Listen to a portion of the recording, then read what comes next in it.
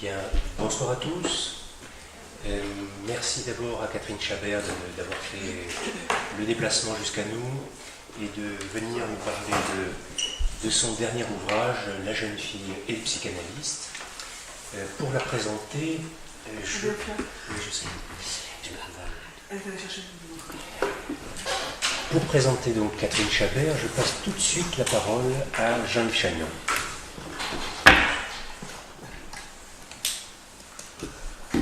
Voilà, mais je m'associe bien évidemment donc, au remerciement de Florian, et je veux dire évidemment notre grand plaisir et l'honneur aussi là de recevoir Catherine Chabert, et ce donc à l'occasion de la présentation débat autour de son dernier livre, La jeune fille et le psychanalyste.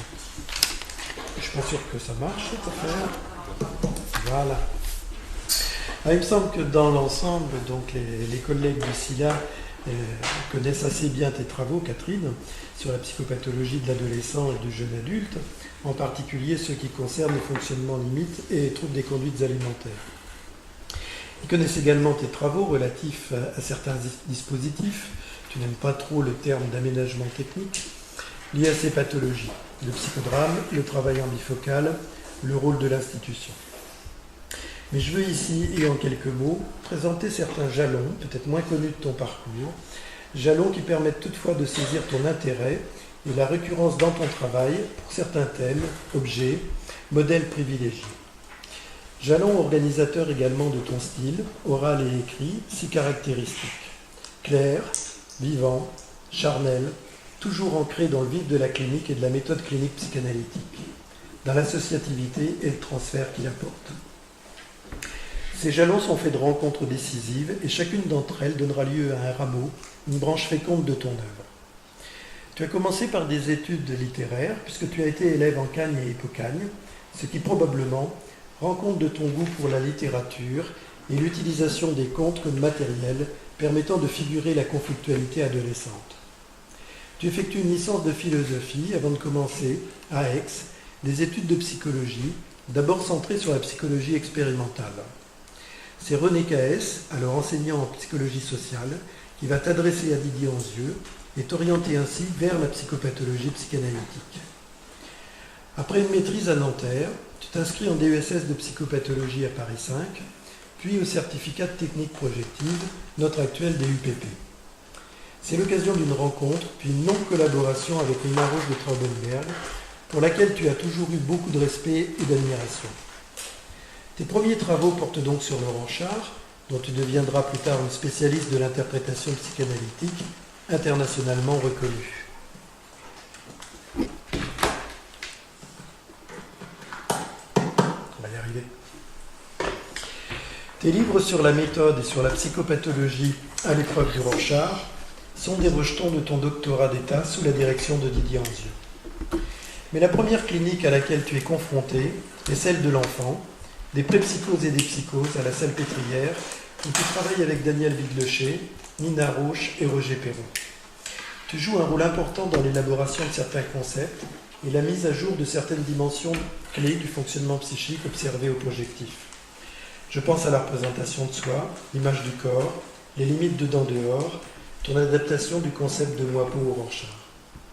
De mon point de vue, ce travail groupal sur les dysharmonies, les prépsychoses, préfigure celui à venir sur les fonctionnements limites, l'hétérogénéité qui les caractérise, et au-delà sur les bigarrures de la psyché, propres à chacun et qui te font rejeter une perspective structurale figée.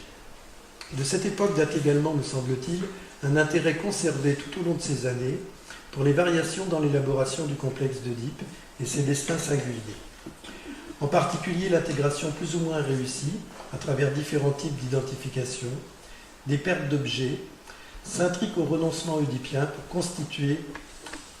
contribuer à l'organisation de la conscience morale et des linéaments du surmoi. Ta première thèse de 3e cycle, sous la direction de Daniel Vidlecher, s'intéressait à certains aspects du jugement moral chez l'enfant et elle approfondissait la perspective piagétienne de l'époque. Il y est question, déjà, de l'intériorisation, toujours singulière, des interdits.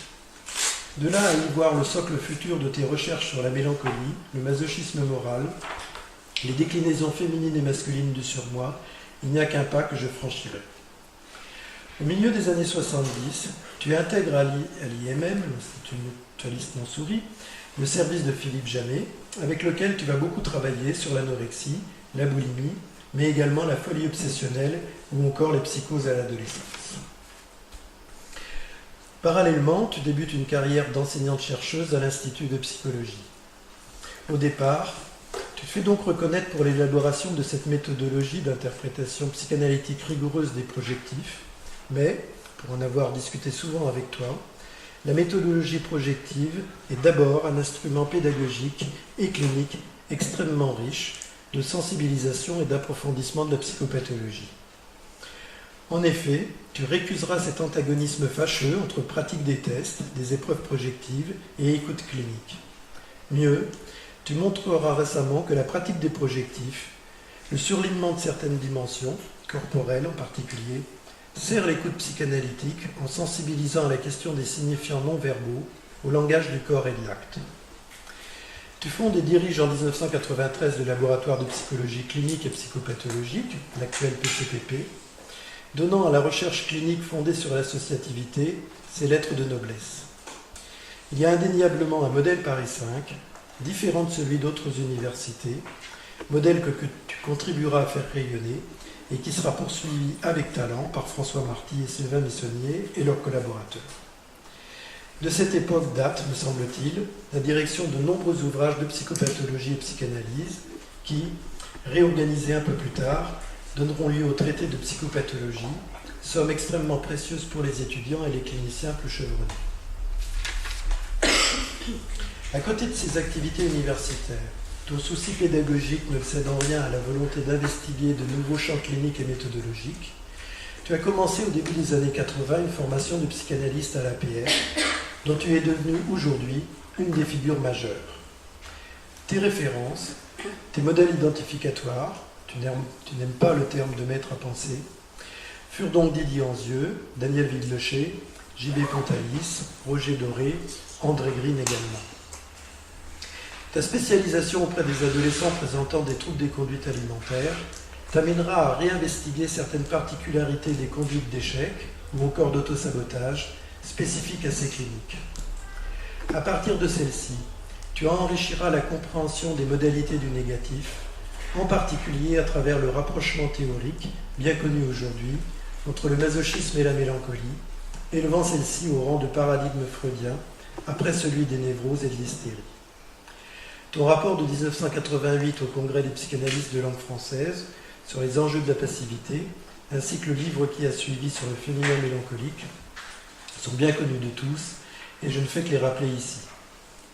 J'ai plusieurs fois entendu Philippe Jamet insister sur le fait que beaucoup de psychanalystes tournaient alors autour de ces problématiques, mais que tu avais eu le coup de génie de les éclairer à travers l'opposition fructueuse entre construction hystérique et construction mélancolique des fantasmes de séduction. C'est dire également que loin d'un arrimage exclusif aux effets destructeurs de la pulsion de mort ou aux effets négativants des traumatismes précoces, tu as voulu garder, sur le plan métapsychologique, une place majeure au sexuel infantile, revisité, remanié à l'adolescence. Probablement, et ce sera sûrement une remarque initiée par mes collègues, la singularité de la rencontre et de la relation transféro-contre-transférentielle avec l'adolescente incite à ne pas perdre de vue et d'écoute la dimension sexuelle, et ce, derrière les aspects les plus narcissiques, les plus morbides, les plus scandaleux des attaques mortifères contre soi et contre autrui. Pour terminer, la lecture de ta bibliographie est impressionnante. Tu es l'auteur d'une œuvre considérable, mais malgré cela, et j'ai le privilège de te connaître depuis 30 ans, malgré cela, je n'ai jamais eu l'impression que tu t'abritais ou te reposais derrière celle-ci. Au contraire, tu as gardé intact le plaisir de dire, de raconter, de transmettre, d'échanger, de défendre avec constance, vigueur parfois, une perspective clinique humaniste, vivante, chaleureuse, incarnée. Ta venue ici ce soir en est l'expression et nous te remercions chaleureusement pour le plaisir de t'avoir lu, de t'entendre et discuter avec toi.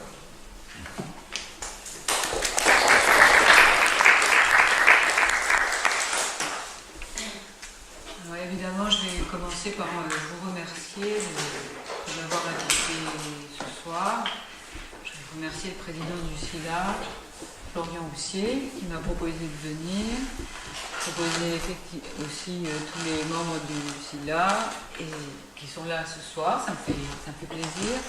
Je voulais vous dire quand même que c'est une invitation précieuse parce que finalement on n'a pas si souvent que ça l'occasion de parler avec des lecteurs, des non-lecteurs, d'un livre qu'on a écrit.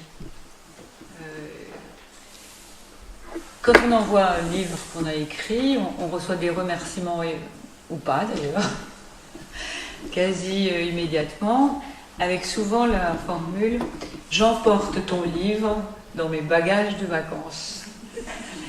Et puis, voilà quoi. Alors, bon, c'est vrai que bon, c'est comme ça, mais c'est pour vous dire que je suis très très contente de cette invitation. Tu me remercies un peu tôt, Jean-Yves, parce que je sais, on va voir comment les choses vont se dérouler ce soir et si je vais être à la hauteur de tes attentes. Mais quand même, je te remercie beaucoup. Je suis très émue par tout ce que tu as dit. C'est vrai que quand on raconte mon histoire, ça me fait mesurer le temps qui passe. Et en même temps, il y a quelque chose quand même qui reste, je crois. Et c'est ce que j'ai voulu aussi montrer dans mon livre. Il y a quelque chose qui reste, me semble-t-il, à l'intérieur de chacun d'entre nous. Pas seulement l'enfant qu'on a été, avec lequel on reste en contact nécessairement, surtout si on est psychologue clinicien ou psychanalyste. Je crois que c'est très très difficile d'écouter l'infantile des patients sans avoir comme ça un contact avec l'enfant qu'on a été. Mais je pense, et je crois que personne ne me contredira ici ce soir, je pense aussi que cette période de la vie tellement essentielle que constitue l'adolescence, ça reste quand même un noyau dur au niveau de des résonances et des mouvements qui sont susceptibles d'advenir dans la suite de la vie. Il y a un mot que je commence à aimer, peut-être parce que le temps passe, peut-être aussi parce qu'il est démodé, c'est jeunesse. La jeunesse. Et c'est probablement ce qui m'a conduite à choisir le titre de ce livre qui s'est presque imposé à moi. Je vous dirai pourquoi tout à l'heure. Parce qu'au fond, il y a quelque chose probablement de la jeunesse qui persiste tout au long de la vie en chacun d'entre nous et qu'il me semble qu'on ne devrait pas oublier. Alors, je disais tout à l'heure à Florian que j'allais commencer par raconter l'histoire de ce livre. Évidemment, lui, il s'intéresse à l'histoire, donc je me dis que l'histoire d'un livre, ça peut l'intéresser. Mais c'est parce que chemin faisant, ça va me permettre de montrer, les difficultés intérieures auxquelles j'ai été confrontée quand je me suis décidée à l'écrire. D'abord, c'est un livre qui était en gestation depuis très longtemps. C'était une proposition de Duno, que j'écrive un livre sur l'adolescence et voilà, j'avais une espèce de carte blanche à la fois en ce qui concerne le thème et en ce qui concerne aussi le moment. Et c'est vrai que j'ai beaucoup publié des articles à propos des cures d'adolescentes et de jeunes adultes, jeunes filles, que déjà la publication dans des revues soulevait nécessairement le problème de la confidentialité, mais peut-être de manière moindre, parce qu'on se dit que dans une revue scientifique, on s'adresse à des collègues et qu'on a un minimum de liberté en ce qui concerne justement la publication de récits de cure en particulier. Écrire un livre, c'est autre chose. Encore que maintenant, avec Internet, ça devient plus compliqué aussi la question de la confidentialité. Cela dit, c'est vrai que c'est très exacerbé, mais c'est vrai aussi qu'on peut avoir, quand on parle à partir de cure, qu'il s'agisse de jeunes patients ou de patients plus âgés, on pourrait avoir le sentiment de trahir, quoi. De trahir quelque chose du secret, de l'intimité aussi de la psychanalyse. Et ça oblige, en tous les cas moi ça m'oblige, à un travail de transformation. C'est pas vraiment des modifications, ce sont des transformations qui font que, au bout du compte, finalement, en dépit de ces transformations, j'arrive à retrouver, grâce à l'écriture, parce que je pense que l'écriture aide énormément à construire un récit et à en donner une dimension éventuellement en apparence fictive, ça aide énormément à justement suivre ce fil intime tout en le rendant communicable. Parce que finalement, ça pose aussi, il y a la question de la confidentialité, mais il y a aussi une question essentielle, est-ce qu'on peut vraiment transmettre ce qui se passe dans le transfert? J'anticipe sur ton prochain colloque. Voilà. Donc, cette question-là a été très vive. Et alors, j'ai décidé, en fait, oui, comme je vous le disais tout à l'heure, j'ai mis à peu près 4 ans pour constituer cet ouvrage, parce que j'avais des moments de résistance très importants par rapport au fait même de le publier. Et puis, finalement, les choses se sont mises en place de façon très progressive et j'ai repris l'ensemble en quelques mois pour parvenir justement à cet ouvrage. Et je dois dire que j'ai été étonnée que la publication de ce livre me fasse tellement plaisir.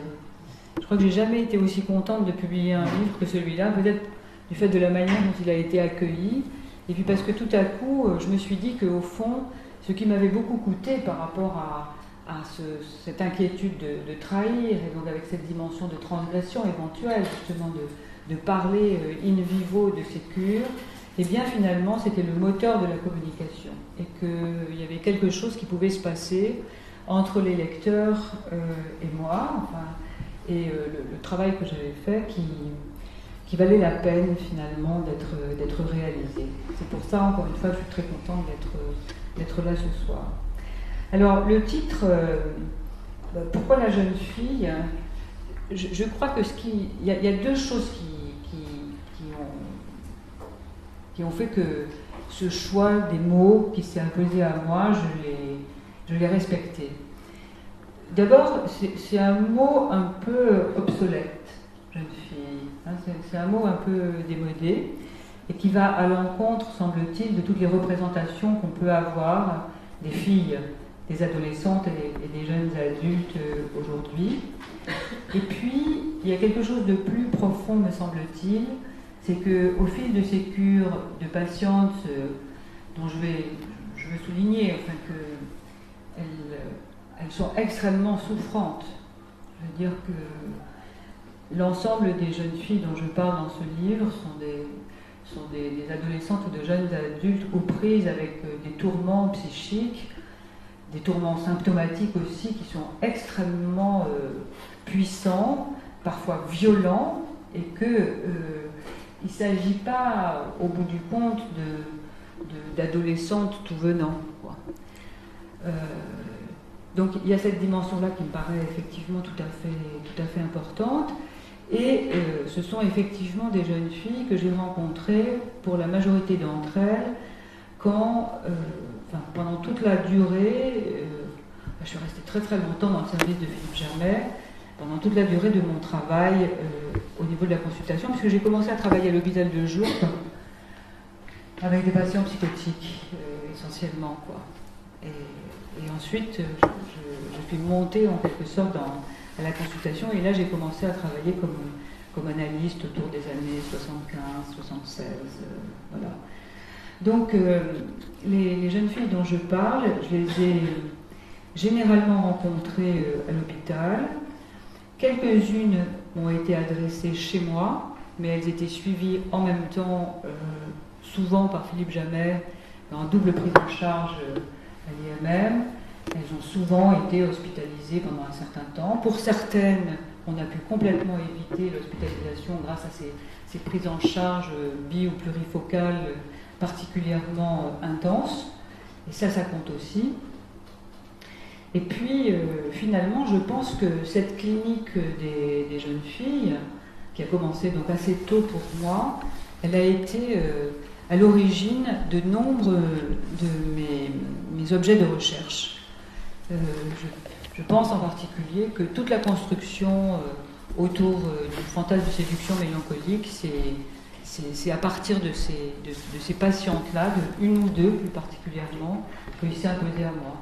Je pense que tout le travail autour du masochisme qui m'a beaucoup occupée et qui continue de m'occuper, eh bien, c'est aussi dans la confrontation à ces jeunes filles qui se faisaient du mal, avec une exacerbation effectivement du masochisme absolument spectaculaire, parce qu'elles se font du mal, j'allais dire pour de bon, pas seulement sur le plan psychique, mais au niveau de leur corps aussi, qui occupe très souvent le devant de la scène, puisque la majorité des jeunes filles dont je parle dans ce livre sont des jeunes filles qui soit présentent de graves troubles des conduites alimentaires, soit des compulsions suicidaires extrêmes, soit d'autres conduites compulsives qui attaquent leur corps, et en particulier leur corps de...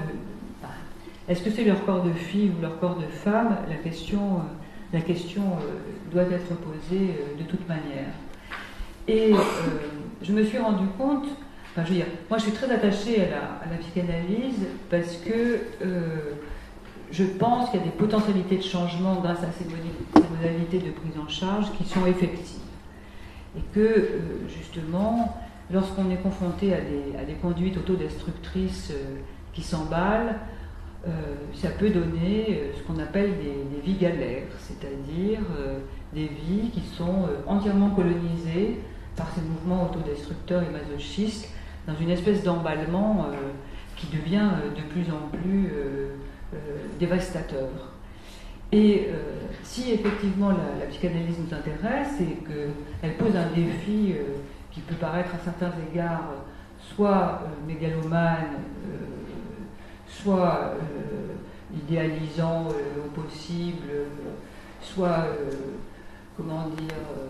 excessivement triomphant, à savoir qu'on peut aller contre le destin. Il n'y a pas de destin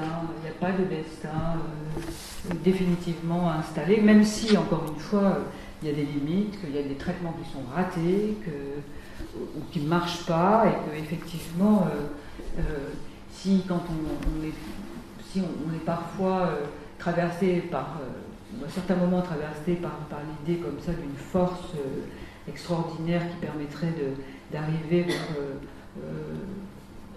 une guérison ou quelque chose qui pourrait s'apparenter à la guérison, eh bien, non, ça ne marche pas toujours, et c'est difficile et c'est compliqué. Et au fond, la psychanalyse, c'est aussi une école d'humilité. Je pense qu'on est bien obligé, à certains moments, de reconnaître qu'on ne peut pas tout.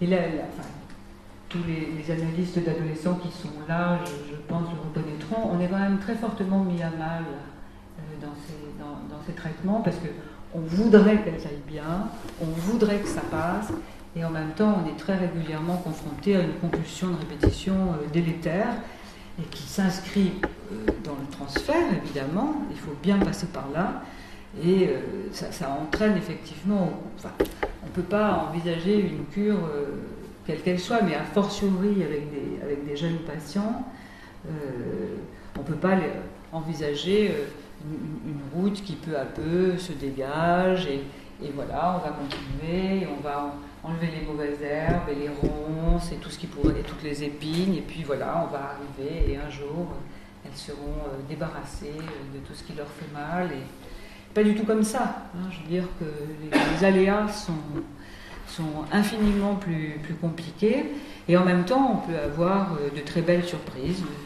C'est arrivé de rencontrer de jeunes patientes qui ont rompu leur traitement 10 ans plus tard, et reprenant une analyse ou une psychothérapie de façon tout à fait constructive. Donc voilà, au fond, je pense que, je peux vous le dire parce que ça m'est venu en arrivant ici.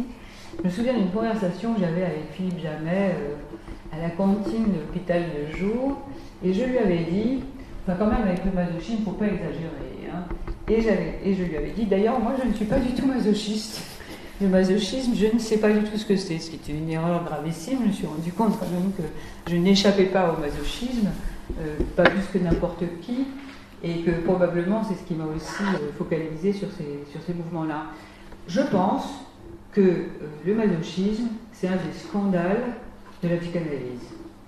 Je pense qu'en développant la question du masochisme, Freud a effectivement mis le feu aux poudres. C'est-à-dire, comment est-ce qu'on peut imaginer que des êtres humains puissent souhaiter ne pas être heureux, ne pas avoir de plaisir, souffrir, au point de se faire du mal, comme si les difficultés de la vie n'étaient pas suffisantes justement pour avoir mal. Et je pense que nombre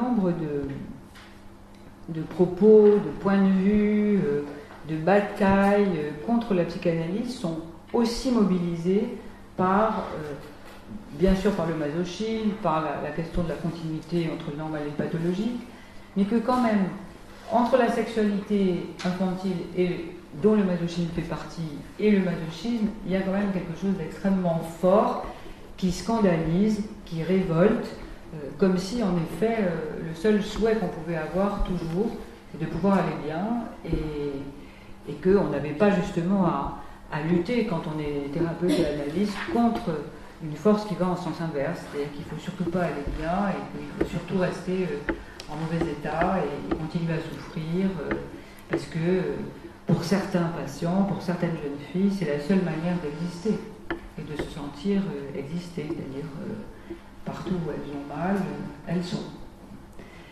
Donc il y a cette dimension-là qui est quand même très fortement présente, je crois, chez les différentes patientes que j'ai présentées. Il y a cette question effectivement du masochisme, de la mélancolie, peut-être que j'y reviendrai, parce que bon, je vais vous laisser aussi me poser des questions, ce sera peut-être mieux articulé. Et puis, il y a autre chose à quoi je tiens beaucoup, et je crois que c'est les cures de jeunes filles, notamment, qui m'ont énormément sensibilisée à cette dimension-là, c'est qu'au fond,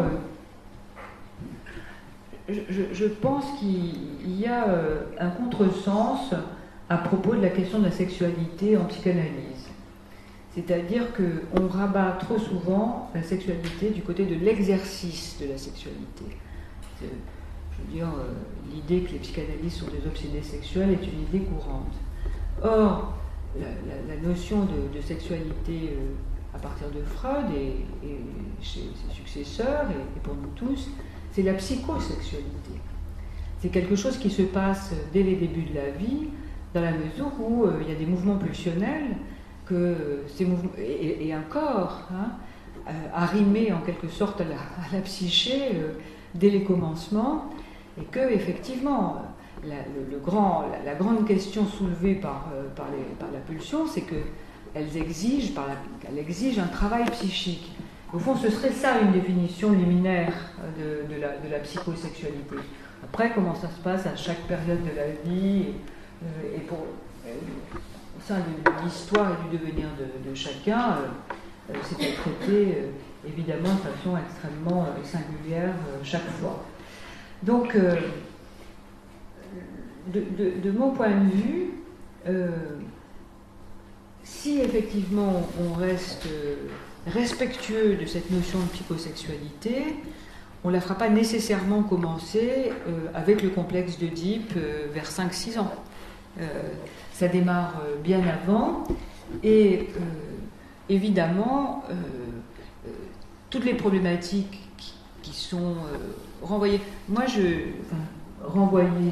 à l'archaïque sont aussi des problématiques psychosexuelles.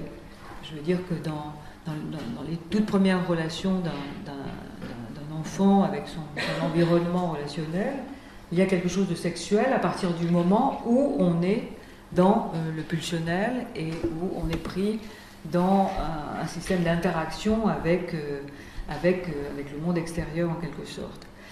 Alors ça pour moi ça compte beaucoup, c'est-à-dire que dans les traitements de ces jeunes filles, je ne suis pas sûre que, compte tenu justement de l'extrême pathologie qui les caractérise, on puisse seulement et toujours penser que ce qui ne va pas, c'est ce qui s'est passé dans les débuts de la vie. Certes, mais ça n'est pas nécessairement par cet angle d'approche qu'on va parvenir à traiter ce qui se passe justement dans les représentations qu'elles peuvent avoir de de ces débuts de la vie, que nous-mêmes on peut avoir de ces débuts de la vie.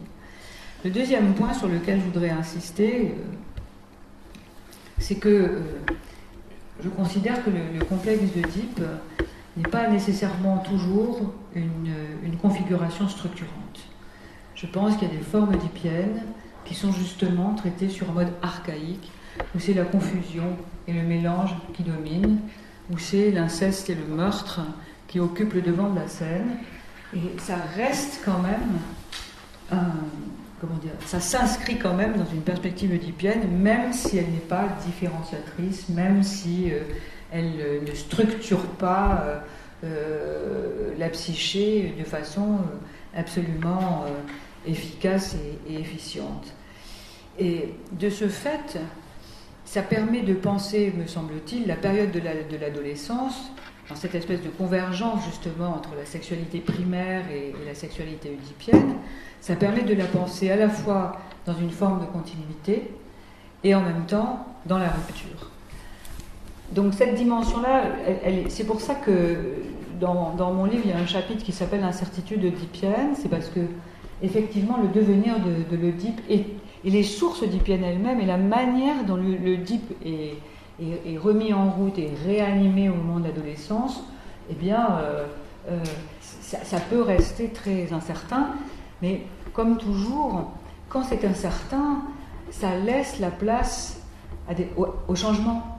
Et donc, ça laisse la place à des possibilités de transformation et donc à des possibilités de transformation dans le processus thérapeutique.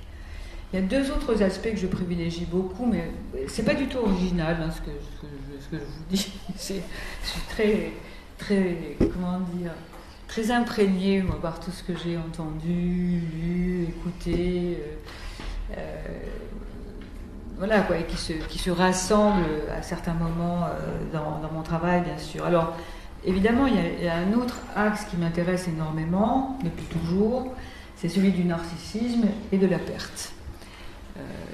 Merci, c'est gentil. Alors, bon, vous savez qu'il y a des développements considérables sur le narcissisme depuis maintenant un certain nombre d'années. Merci. On a beaucoup pensé que Freud avait abandonné, mais à mon avis c'est une erreur, parce qu'on le retrouve bien après 1914 dans son œuvre. Et puis, évidemment, le narcissisme, avec la sexualité, se trouve tout à fait aux premières loges au moment de l'adolescence, puisque les transformations pubertaires, elles sont d'ordre sexuel et identitaire. Et que on sait, enfin ça c'est déjà présent dans Pulsion et Dessin des pulsions, on sait que la sexualité, à partir du moment où elle est portée par l'autre, où elle est portée par l'objet, où elle est portée par un étranger en quelque sorte, a des effets d'attaque du narcissisme extrêmement importants.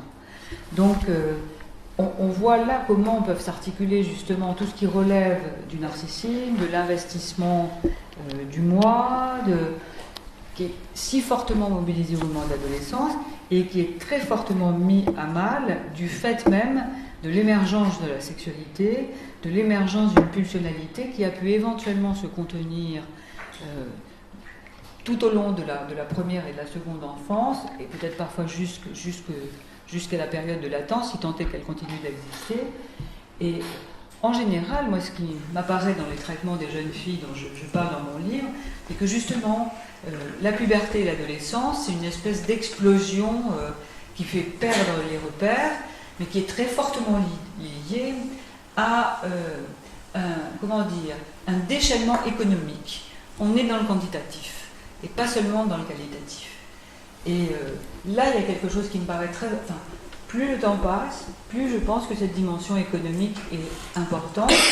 Le travail de l'analyse étant d'essayer de raccorder quelque chose de l'ordre du dynamique, du fantasme, de la scène, de la légende, à ces émergences pulsionnelles qui sont parfois tout à fait ravageantes, quoi. Il y a quand même quelque chose à prendre en compte chaque fois comme une sorte de révolution intime qui ne se contente pas de mots calmants et réparateurs. Je pense qu'il y a quelque chose d'extrêmement fort du côté du narcissisme et de la sexualité qui constitue un des enjeux majeurs effectivement de l'adolescence. La question étant, mais là, moi j'ai beaucoup appris évidemment avec Philippe Jamet et avec tous les groupes de psychanalystes seniors qui ont travaillé à l'IMM, qui sont venus faire des longs séminaires comme André Green. Ce que disait beaucoup Philippe Jamet, c'est qu'il fallait toujours tenir les deux rênes, celui du narcissisme et celui de la sexualité. Et ça, c'est quelque chose qui m'a beaucoup marqué parce que, au fond, on n'a pas nécessairement à envisager les perspectives d'un traitement analytique avec les adolescents dans un système chronologique. C'est-à-dire que on ne peut pas dire, voilà, dans un premier temps, on va consolider le narcissisme.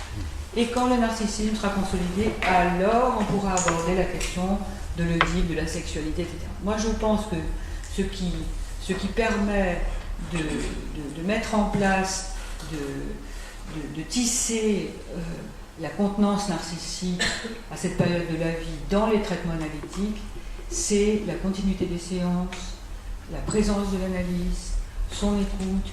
Ça vaut pour les adolescents, ça vaut aussi pour, je veux dire, toute la dimension de soutien narcissique qui est tellement importante pour le fonctionnement psychique à n'importe quel moment de la vie. Je crois que la méthode analytique elle-même l'implique, que c'est cette présence envers et contre tout, si j'ose dire, qui au fil du temps tisse à travers le lien avec le psychanalyste quelque chose qui va être reconstituant pour le narcissisme des patients.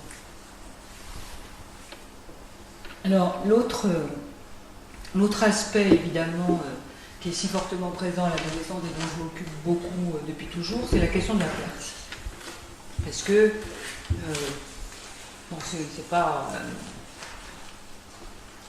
une innovation de le dire, je veux dire, les pertes jalonnent tout le long de la vie, depuis le début jusqu'à la fin.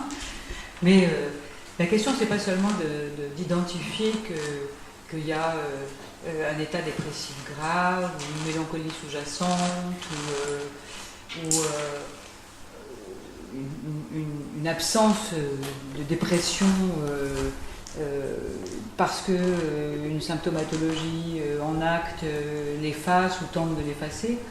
La question, c'est de savoir qu'est-ce qui se perd, d'une part, chaque fois, et comment est-ce que cette perte est traitée. Et c'est là aussi que je trouve qu'on peut découvrir les liens entre notamment le deuil et la mélancolie, ce qui fait partie de questions qui m'intéressent beaucoup, dans la mesure où, au fond, le modèle du deuil, c'est le modèle d'une élaboration de la perte qui réussit à certains égards. Je vous rappelle que ce que dit Freud justement dans Deuil et mélancolie, c'est que quand un deuil se termine, en quelque sorte, il y a une énergie pulsionnelle, là encore, qui devient libre et qui est susceptible de s'attacher à un nouvel objet, même, dit Freud, si l'homme a du mal à accepter justement de nouveaux objets. Et je crois que cet enjeu-là, alors que dans la mélancolie, ce mouvement, cette quantité pulsionnelle qui pourrait être libérée vers de nouveaux objets d'amour et de haine d'ailleurs, revient sur le moi. Alors, si j'insiste sur cette dimension mélancolique, c'est que la mélancolie est très fortement associée au narcissisme. Ça s'inscrit dans une filiation narcissique, la mélancolie. Et donc, je pense qu'au nombre de moments dépressifs nombre de problématiques adolescentes, même en l'absence d'éprouvés dépressifs, je pense notamment à toutes les pathologies addictives, hein, où le contact avec la tristesse, avec le chagrin est comme effacé justement par le recours en acte. Il me semble, et ça j'aimerais bien qu'on en discute à un moment ou à un autre, il me semble que pour un certain nombre de jeunes patients, c'est le modèle de la mélancolie qui prévaut. C'est-à-dire que la déception est si vive, l'atteinte narcissique liée à la perte est tellement violente qu'il n'y a pas de possibilité d'investir de nouveaux objets. Et il y a cette dimension quand même qui est tellement importante à l'adolescence. L'adolescence, c'est quand même une confrontation, peut-être une réactivation, mais une animation absolument gigantesque de la déception. De la déception au niveau des premiers objets, avec la réactivation de l'angoisse de perdre l'amour de l'objet, des déceptions oedipiennes, quelles que soient les modalités justement de l'Oedipe, et qu'au fond, c'est beaucoup cette dimension déceptive qu'on a aussi à traiter sur différents fronts au moment de l'adolescence, avec effectivement le risque, et ça arrive assez régulièrement, que cette dépression mélancolique advienne pendant la cure, qui oblige à des aménagements parfois indispensables. Je pense à la jeune fille dont je parle dans le chapitre sur l'essence du transfert, je crois que je l'ai appelée Lila, qui effectivement a traversé un moment mélancolique extrêmement grave. On a évité l'hospitalisation, et c'est une patiente que j'ai vue pendant plusieurs mois, tous les jours, 5 fois par semaine. Alors qu'en général, je ne suis pas,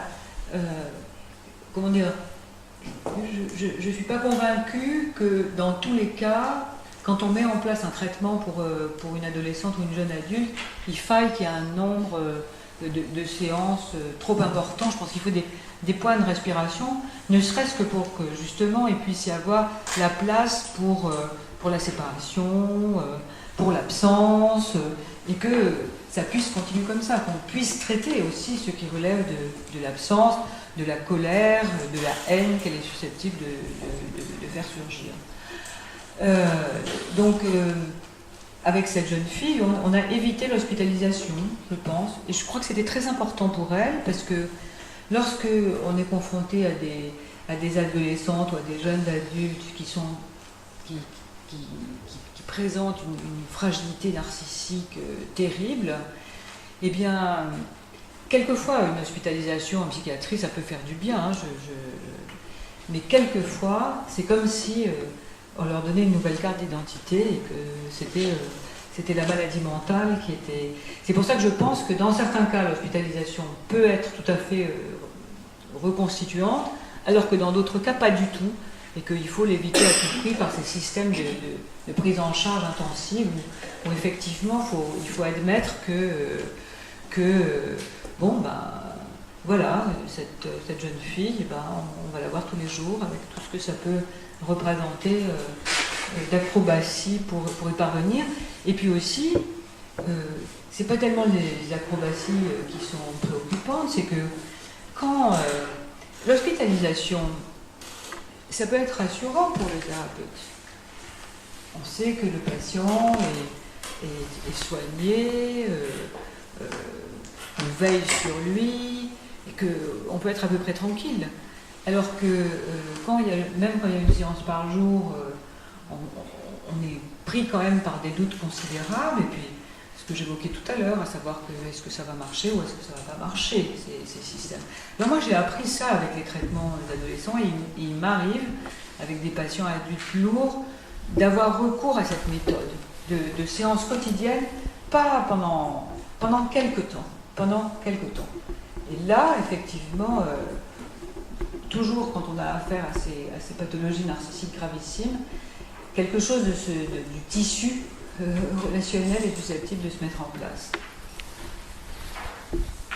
Alors, après, vous voulez bien Il y a évidemment un élément que je garde en tête, que je n'oublie pas, c'est la question de la haine.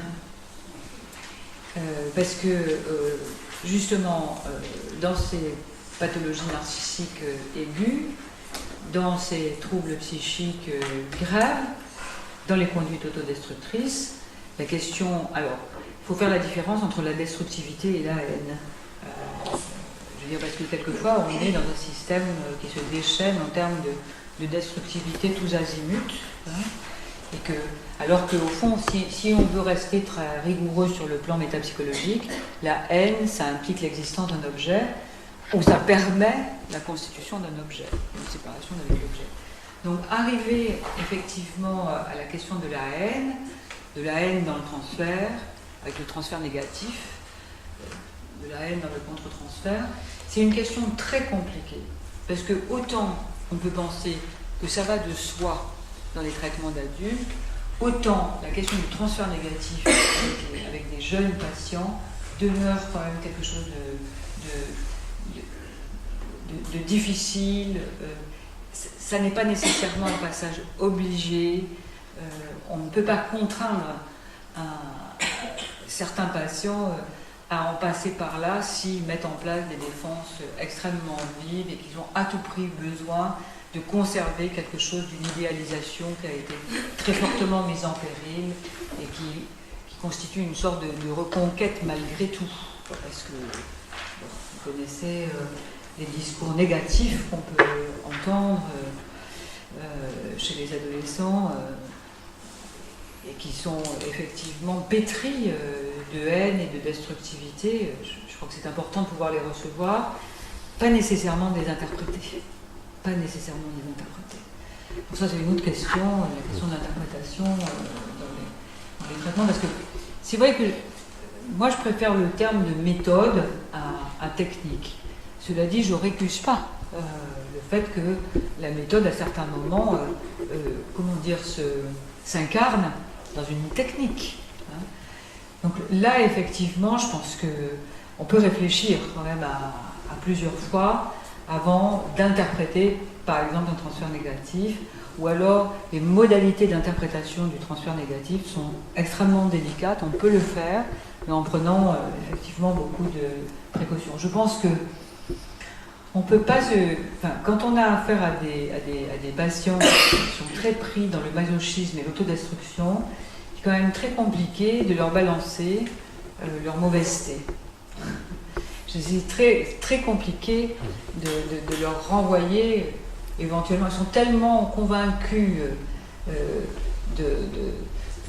du caractère absolument insupportable, inadmissible, avec une inflation considérable des représentations autour de l'agressivité et de la violence, comme si, alors dans certains cas, effectivement, c'est juste. Je veux dire, François Marty est là, donc il pourra intervenir à propos de la question de la violence. C'est vrai que quand ça bascule dans la violence, alors ça commence à devenir très très difficile, et en particulier l'interprétation qui pourrait constituer en soi une violence faite justement aux patients.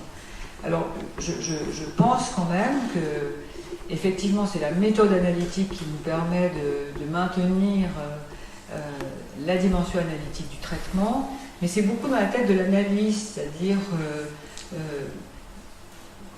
la capacité de pouvoir se représenter ce qui se passe, et pas seulement de se représenter, de pouvoir connecter, par exemple, des affects. Je crois que la question des affects dans les traitements analytiques, quels qu'ils soient d'ailleurs, est tout à fait essentielle. Mais avec une forme de simplicité qui est nécessaire. Je veux dire, on peut nommer des affects simples. Être triste, éprouver de la joie, être en colère. Simple. Avec une attention quand même qui me paraît importante à avoir en tête. Si on parle dans la jeune fille dont je parle, dans Devenir quelqu'un, c'est une jeune fille que j'ai suivie à l'hôpital pendant de très très nombreuses années, et je pense qu'elle était dans une sorte d'une dimension psychotique chez cette jeune fille. Elle était dans une dimension une absence de contact avec ces affects, que moi j'aurais tendance à...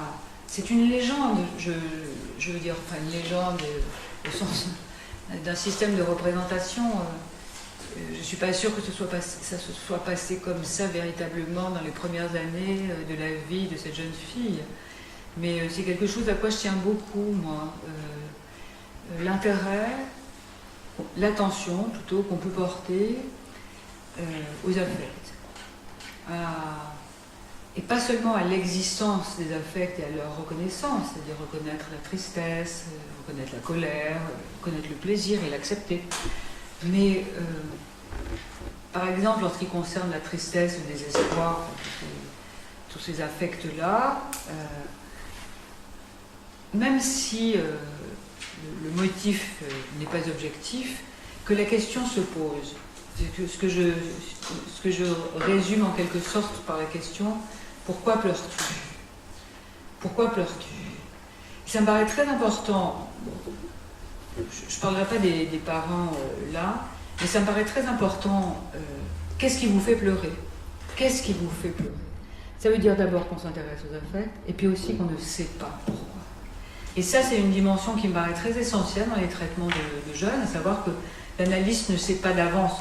Si, on peut avoir des idées, mais au fond, pour chacune, aller savoir ce qui, à ce moment-là très précis, fait qu'elle s'effondre en larmes, donc il y a quelque chose du côté des liaisons entre les représentations et les affects qui est susceptible de se formuler simplement par une question comme celle-là, qu'est-ce qui vous fait pleurer?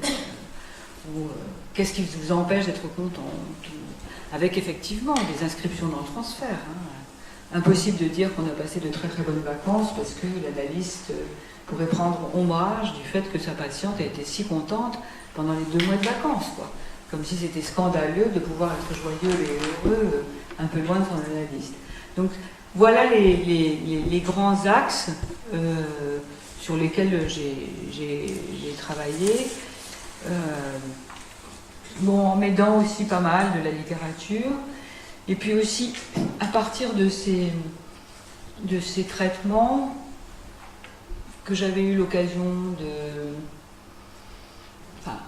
à propos desquels j'avais eu l'occasion de parler ou d'écrire, il y a eu d'autres choses qui se sont greffées ultérieurement. Parce que évidemment, entre le moment de ces cures et le moment où j'ai écrit ce livre, moi aussi j'ai changé, j'ai appris, et donc tout à coup il y a des problématiques qui me sont parues se poser de façon... Par exemple la question de la perversion, j'y suis revenue, alors que je l'avais laissé tomber depuis un certain temps, par exemple. Le désir d'enfant, c'est venu plus tard aussi.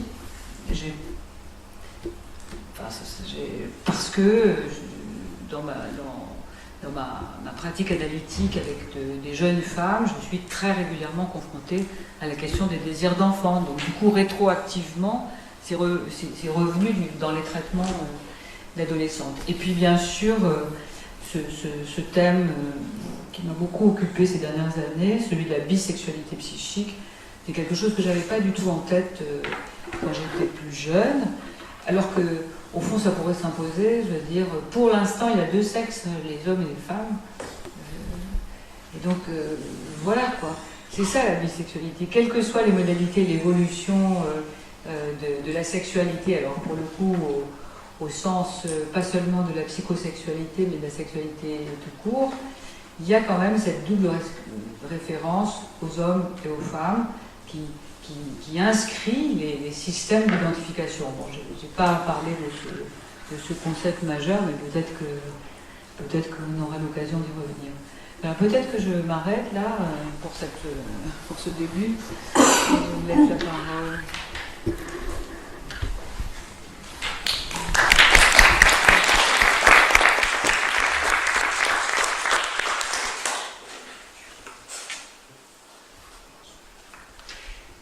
D'abord, merci beaucoup Catherine pour cette communication pleine de vie, pleine d'envie aussi peut-être, et qui nous aide à penser aussi et à repenser toujours l'adolescence, puisque aussi là, on ne se lasse pas d'essayer en quelque sorte de discuter d'une métapsychologie de l'adolescence. Alors, moi, il y a beaucoup de choses que j'ai lues et que j'ai entendues à l'instant, qui offrent un certain nombre de points de contact avec notamment l'histoire, puisqu'on est parti quasiment là tout à l'heure. Et je me suis demandé si, par rapport au titre, dans l'ouvrage, tu laisses en quelque sorte en suspens la question de la jeune fille. Et ça a produit chez moi une hypothèse que je fais livre là comme ça, c'est que je me demande si c'est pas lié aussi à la lecture de Freud. Dans le sens où, en allemand, il y a un terme quand même qui spécifie l'adolescence, peut-être encore plus que puberté en allemand, qui est ambigu dans la mesure où on ne sait pas toujours de quoi il parle précisément, de l'événement physiologique ou de l'adolescence. Et donc il faut systématiquement revenir dans le contexte du texte pour avoir une idée de ce dont il parle. Mais il y a un autre terme qui est Mädchen, la jeune fille, et qui est le seul véritablement à spécifier quelque chose du travail d'adolescence. Et alors, comme je m'intéresse beaucoup, y compris d'ailleurs au sein du SILA, puisqu'on a un petit séminaire à partir de l'adolescence de Freud, et comme je m'intéresse beaucoup à tout ça ces derniers temps, je me demande si on ne pourrait pas faire l'hypothèse que le scandale, c'est non seulement le masochisme, non seulement le sexuel infantile, on peut dire qu'aujourd'hui encore, le sexuel infantile est scandale, ça reste le grand scandale. D'ailleurs, plus personne n'en parle à part les psychanalystes, quasiment. Mais je me demande si on ne pourrait pas ajouter aussi la question de l'adolescence, dans le sens où la découverte, en tout cas c'est l'hypothèse que je soutiens ces derniers temps, je ne sais pas jusqu'à quand ça durera, les débuts de la psychanalyse sont quand même très marqués, y compris avec des patientes adultes, mais qui se souviennent de leur adolescence, par, on pourrait dire, l'efflorescence des fantasmes sexuels chez notamment des adolescentes. Et je me demande, bon, bien sûr le cas qu'on a facilement en tête c'est Dora, mais quand on relit même d'autres textes, notamment l'interprétation des rêves, c'est quand même parsemé très régulièrement de cas d'adolescentes, quelques adolescents aussi, que Freud rabat très vite du côté de l'hystérie, et peut-être tant mieux parce que c'est aussi par là qu'il passe pour découvrir l'inconscient et la psychanalyse, mais où, quand on relit la correspondance avec Fliss, la clé de la fantaisie se situe au moment de la puberté, ça y est, j'ai découvert. Quand on relit la clinique des adolescentes de l'époque, on se dit que justement ces Mädchen ont été probablement, alors pour moi ça va jusqu'au mariage, puisqu'à l'époque il n'était pas question d'une sexualité au sens agi du terme, avant le mariage, et toute la répression sexuelle que ça a imposée, y compris d'ailleurs pour Freud adolescent, est probablement quelque chose qui lui a permis d'ouvrir la boîte de Pandore. En tout cas, c'est l'hypothèse que je voulais te proposer. J'ai été très sensible aussi dans l'ouvrage à la question de l'innocence, de l'enfant innocent qui finalement perd son innocence, encore une perte, à travers justement quelque chose dont il se sent cette fois responsable, c'est-à-dire tout ce qui au niveau du corps vient de l'intérieur lui imposer quelque chose qu'il a quand même réussi à traiter à sa façon, notamment en passant par la latence. Alors je me demande si, y compris en lisant Freud, jusqu'à un certain point en tout cas, si même chez Freud il n'y a pas quand même cette idée qui insiste que l'enfant reste innocent, et si finalement le renoncement à la neurotica n'est pas aussi une façon de dégager l'attaque du père pour resituer l'Oedipe du côté de l'enfant et pour éviter la confusion que tu pointais tout à l'heure entre l'acte sexuel à partir de la puberté, à partir de l'adolescence, et le sexuel infantile, si ça n'a pas contribué à ce que Freud, en quelque sorte, s'occupe avant tout de l'infantile, pour éviter justement qu'on confonde la psychanalyse avec, par exemple, une science humaine de la sexualité. Donc, avec toute la question du père qui est d'abord accusé dans la neurotica, ensuite innocenté à travers le complexe d'Oedipe, et à nouveau accusé dans le mythe de l'ordre primitif. mais évidemment d'une autre façon. Une autre chose qui m'a aussi touché dans ce que tu as évoqué, je vais essayer de ne pas être trop long, c'est que récemment, dans une des lettres inédites de Freud à Federn, il a cette phrase à un moment donné, il dit à Federn, comme vous le savez, le qualitatif, ça ne suffit pas, alors que le quantitatif prévaut. Ce qui va tout à fait dans la remarque que tu faisais tout à l'heure sur la question de l'économique. Peut-être aussi, alors c'est un peu plus peut-être à la marge, mais je me demande si on ne pourrait pas aussi s'appuyer sur ce que raconte Winnicott du côté des enjeux de différenciation, qu'il situe notamment à travers la notion de personnalisation. Et dans cette perspective-là, eh bien, je me demande si les passerelles entre bébé et ado, qui sont aujourd'hui assez courantes, ne font pas partie justement d'un angle particulièrement fécond pour penser à la fois le bébé mais aussi l'ado, et probablement même le futur adulte. Winnicott, très brièvement, il en parle du côté du devenir sujet, en disant finalement, à partir de la fin de la première journée du bébé, cette question de devenir une personne commence à se poser, notamment dans l'intégration psyché-soma. J'ai été aussi assez intéressé par ce cas que tu évoques en parlant du recours en acte, aux actes, ce cas de Clara, où tu notes à un moment donné que ça s'emballe, et ça s'emballe notamment dans des passages à l'acte. Et où on voit là que, sans avoir l'air d'y toucher, tu fais quand même une nuance, ne serait-ce que terminologique, entre recours et passage, qui est familier, et qui montre que quand certains actes posés ne sont pas entendus, et on pourrait dire même en pensant à l'époque de Freud, c'est-à-dire comment se faire entendre dans un milieu hostile à l'écoute, ou en tout cas qui ne prend pas la mesure, en quelque sorte, de l'intensité de la souffrance chez des adolescents ou des adolescentes, en l'occurrence, pour lesquels peut-être la question de la mélancolie, elle se trame aussi autour d'une passivation, mais une passivation paradoxale dans la mesure où ce serait une passivation choisie, ou en tout cas dont l'adolescente pourrait se sentir responsable.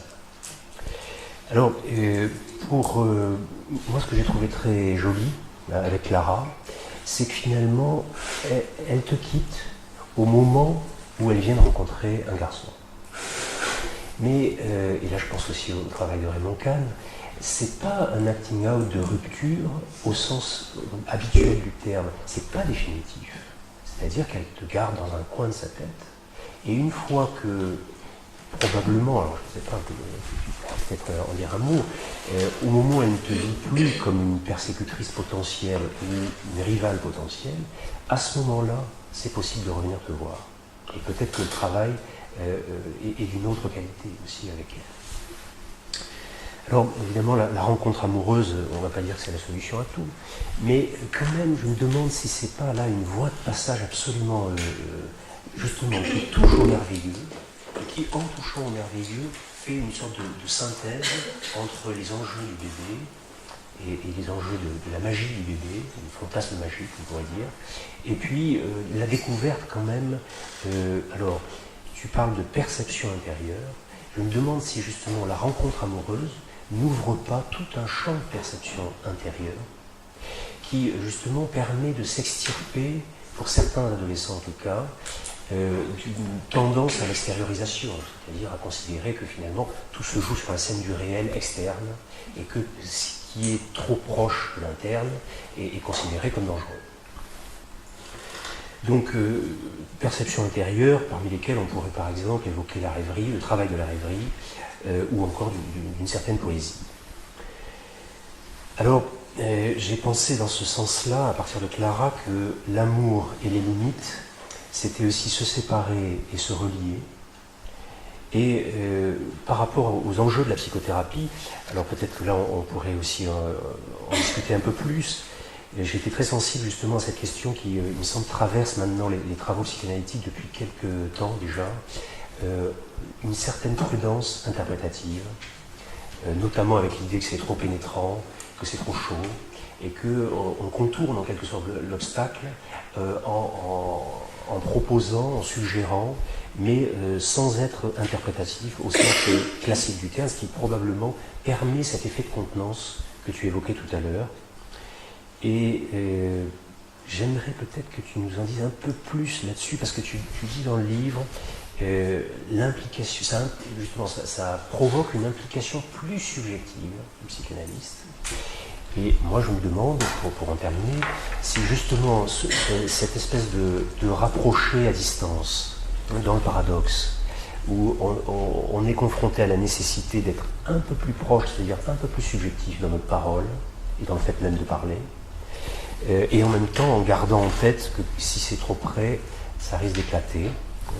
Si finalement, en quelque sorte, grâce aux adolescents, comme tu le suggérais un peu tout à l'heure, on n'en apprend pas beaucoup sur son métier de psychanalyste, y compris avec des patients adultes, y compris peut-être avec des patients, par exemple, état limite, mais il me semble que ce serait trop schématique de se limiter à ça, parce qu'il me semble qu'il y a des névroses traumatisées avec lesquelles le tact et le contournement, c'est-à-dire une certaine abstinence interprétative, permet aussi un effet de contenance qui en faveur du lien.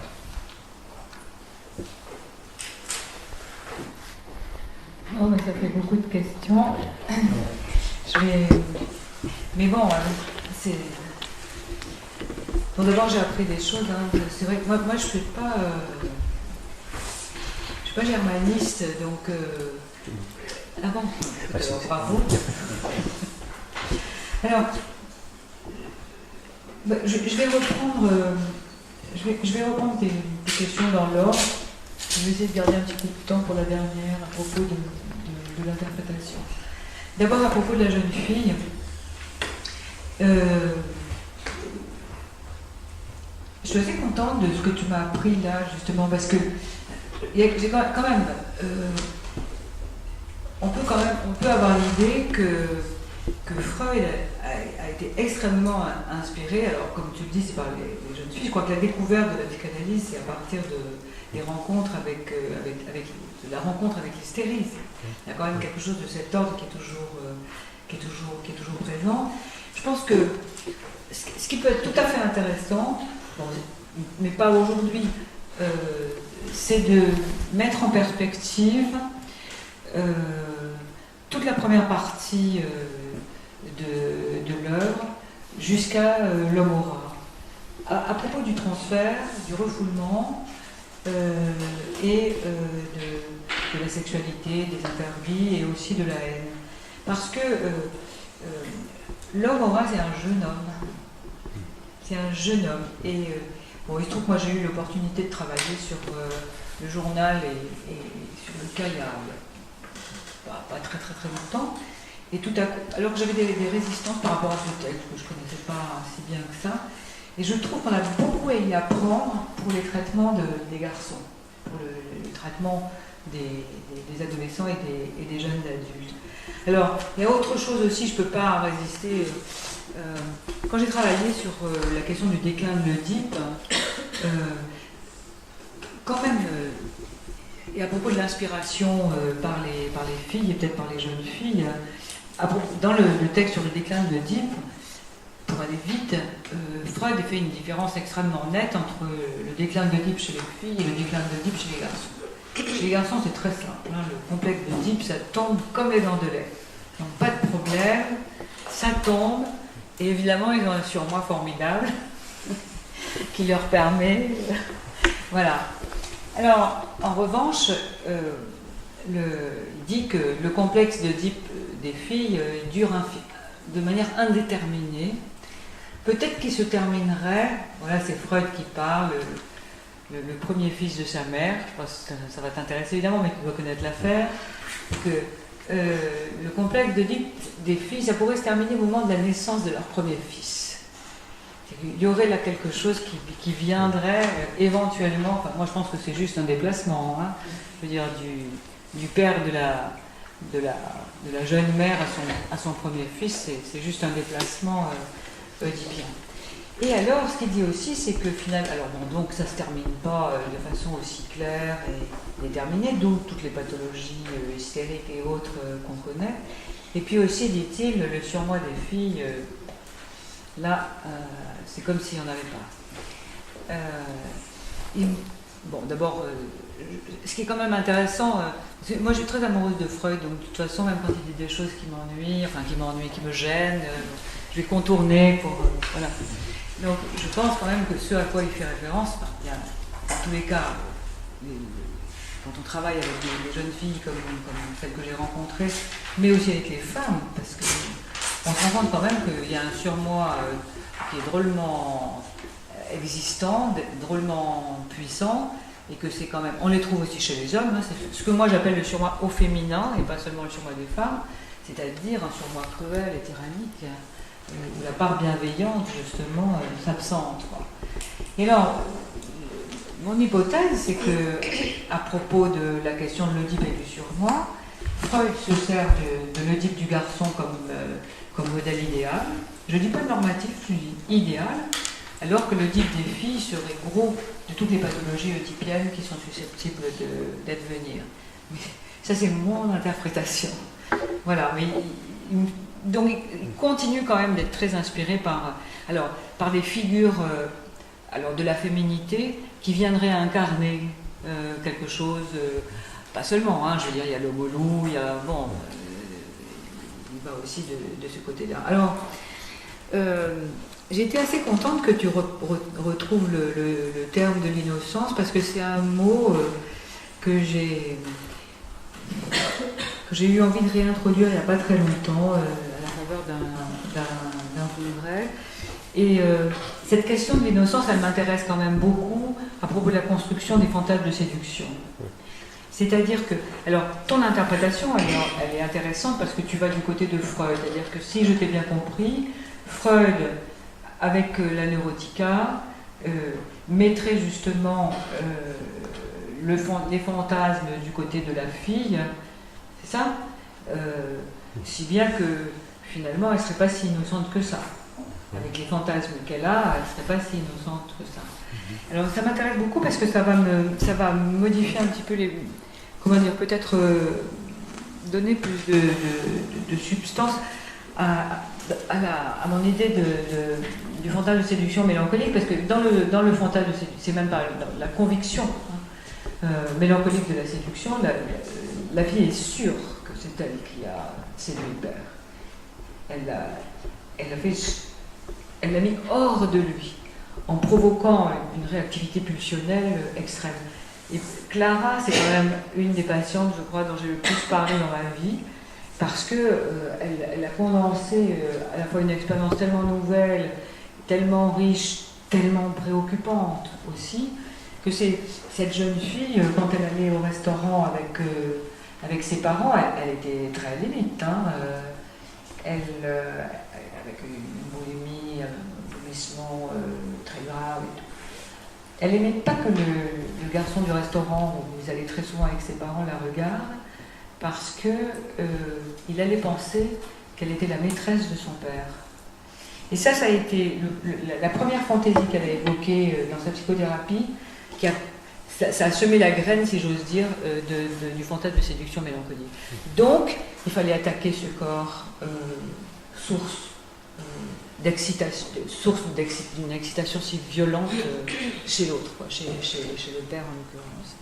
Alors je reviendrai peut-être à Clara tout à l'heure. Bon, le quantitatif, bien sûr. Mais peut-être que je vais parler quand même de Clara, parce que ce qui s'est passé pour elle, et ça aussi, c'est quelque chose qui me paraît important, ce que tu as souligné, à savoir, il faut que les actes soient entendus en quelque sorte. Clara, pour parler d'elle de façon plus confidentielle, au départ, dans ces crises de boulimie, elles étaient déclenchées par une fantaisie. Une fantaisie qui était absolument branchée sur des fantasmes, évidemment. Et donc, c'était ces fantaisies sexuelles et incestuelles, très attachées à ses frères, qui déclenchaient ces crises de boulimie et de vomissement. Et donc les vomissements, c'était pour se purifier. Et en vomissant, elle excluait les fantaisies incestuelles, quoi. Et ce qui s'est passé, c'est ça qui me fait penser, qui me fait parler du recours en acte et du rythme d'emballement, c'est que, évidemment, les crises, comme c'est relativement fréquent dans cette symptomatologie, les crises de boulimie-vomissement se multipliaient au fil du temps. C'est-à-dire au début, c'était une par semaine, bon. Après, c'était 12-15 fois par jour, quoi. Et ce dont je me suis rendu compte, c'est que, parce que tout ça, on l'a reconstruit, Clara et moi, pendant sa psychothérapie, parce que quand elle est arrivée, il n'y avait plus de fantaisie, il n'y avait plus de fantasme, c'était désamorcé. Il y avait une activité compulsive mécanique. Hein.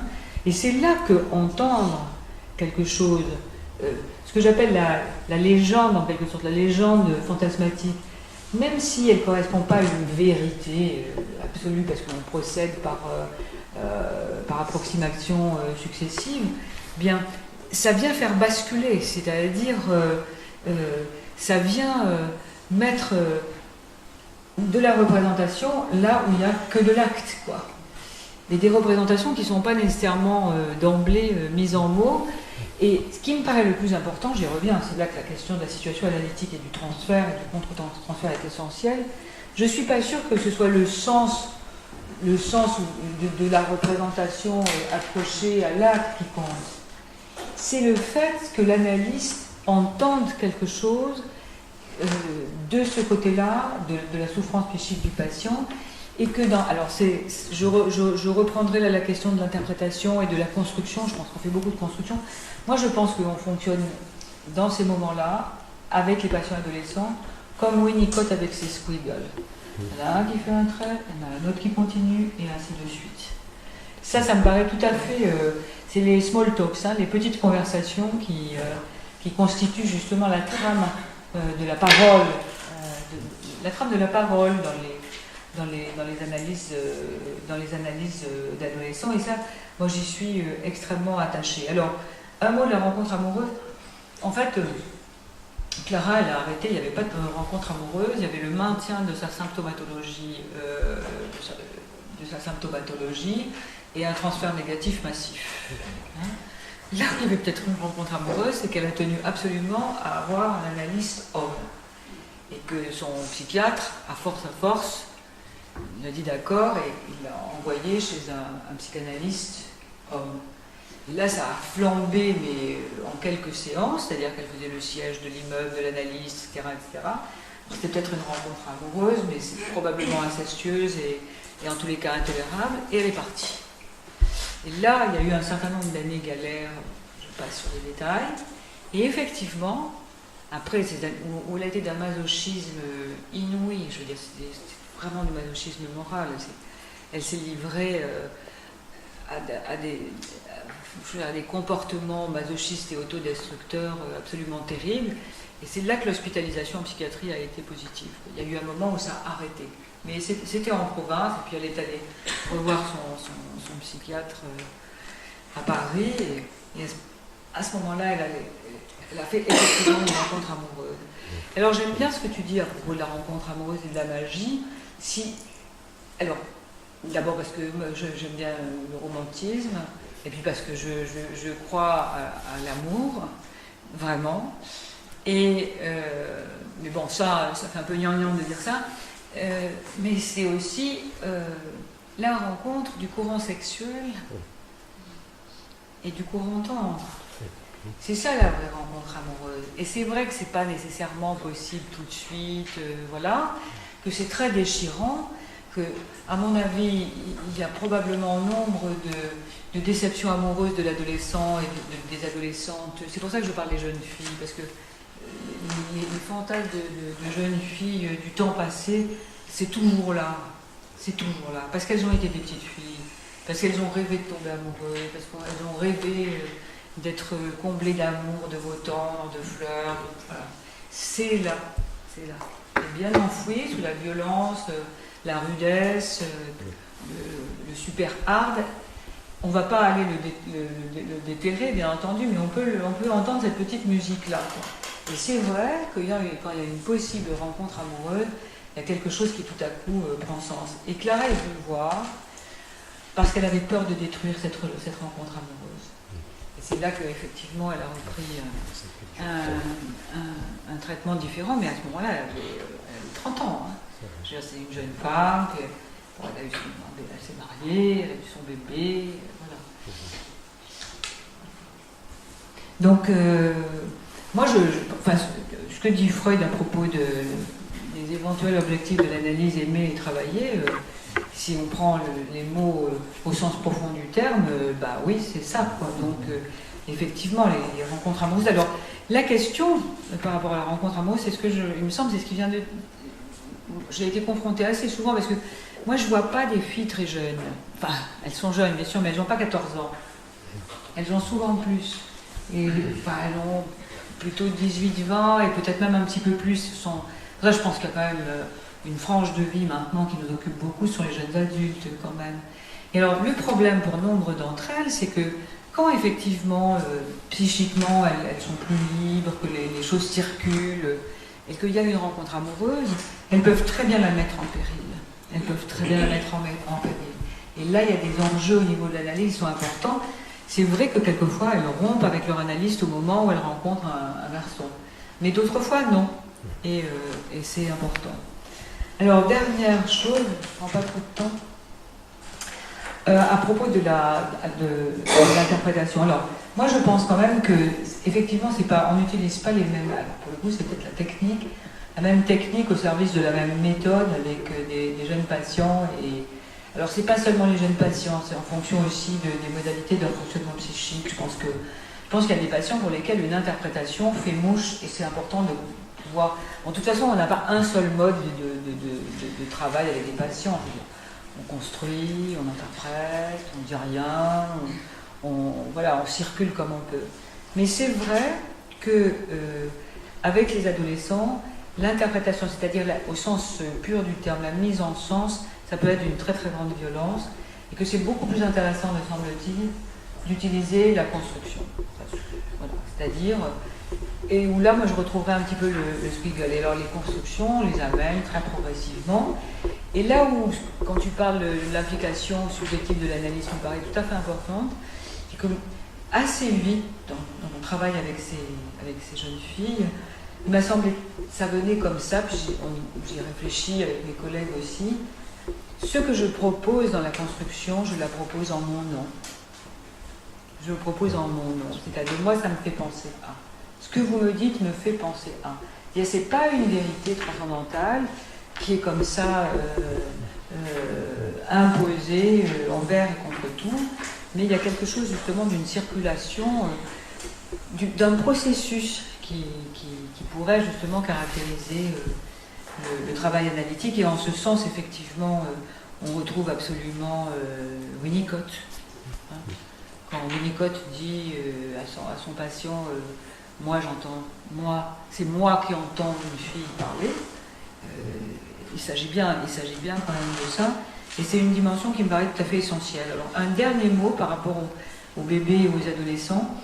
Je suis d'accord avec l'idée de la construction identitaire et de l'accession à la position de sujet. Après, il faudrait qu'on discute sujet. Hein.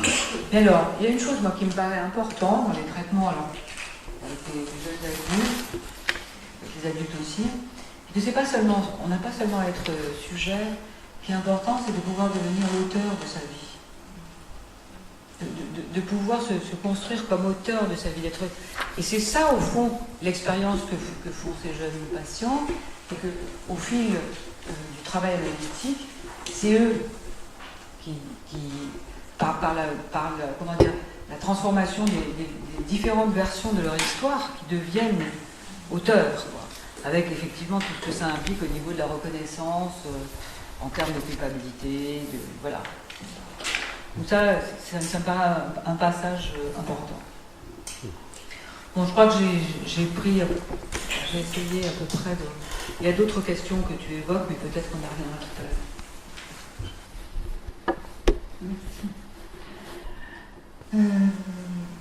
D'abord, je voudrais vous remercier beaucoup pour ce livre, qui est un livre qui m'a beaucoup plu, beaucoup touché, et notamment, alors, sur un plan purement pédagogique, je veux dire, où on ne retrouvait pas, comme habituellement dans la métapsychologie d'adolescent, il n'y avait pas d'idéal du moi, il n'y avait pas de surmoi, il y avait un peu de moi. Mais je trouvais que c'était, justement, on pouvait plonger dans cette cure d'adolescent avec une grande liberté, sans avoir recours à des schémas théoriques qui, d'une certaine façon, sont parfois un peu encombrants. Donc je voulais vous remercier pour cette... je veux dire que c'est même un livre que je trouve assez bien écrit et qui me faisait penser à la littérature. Et on a envie de lire des romans.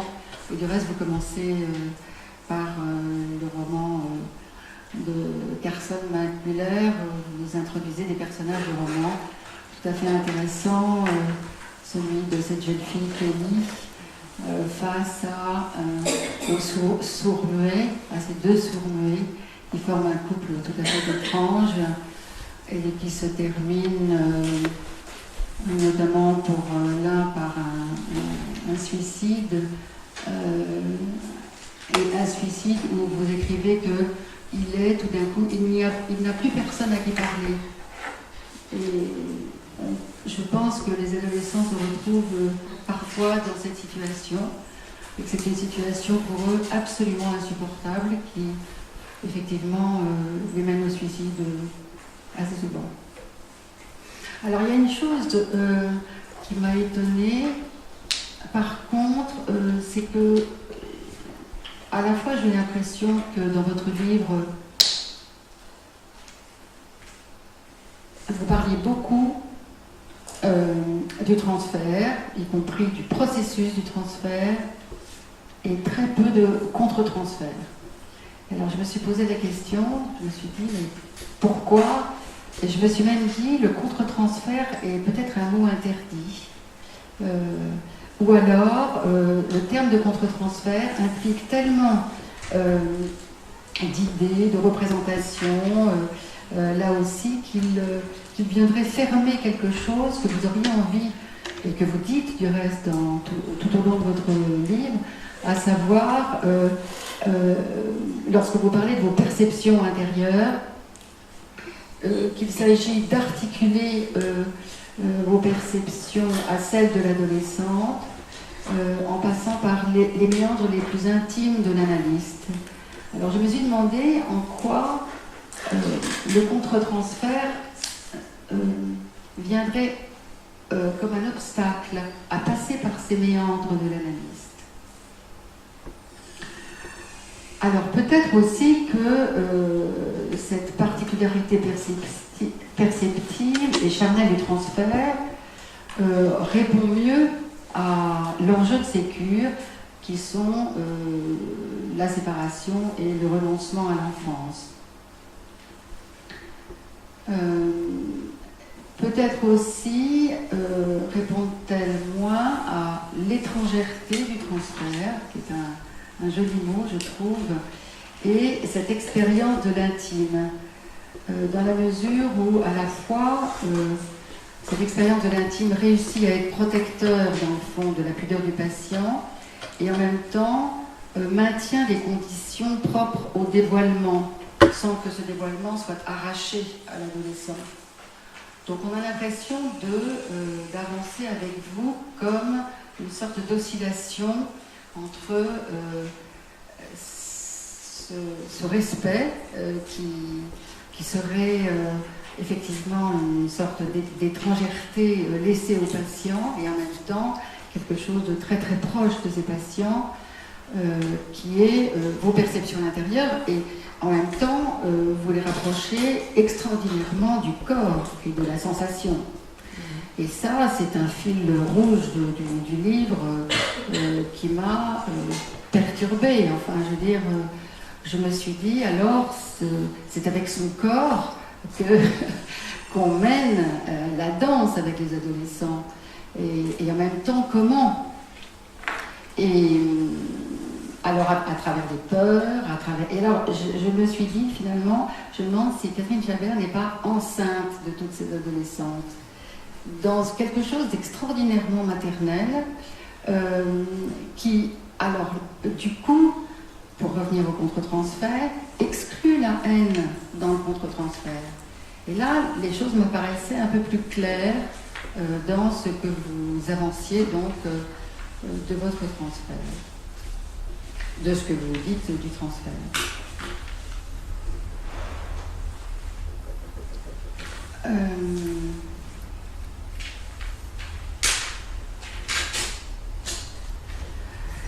Autre chose aussi, alors là, à propos du cas de Marie-Adèle, vous écrivez qu'il ne s'agit pas d'une forme de transfert classique et que la douleur de la séparation apparaît secondaire par rapport à une douleur nue, absolue, si bien que l'analyste ne se sent pas saisi dans un transfert.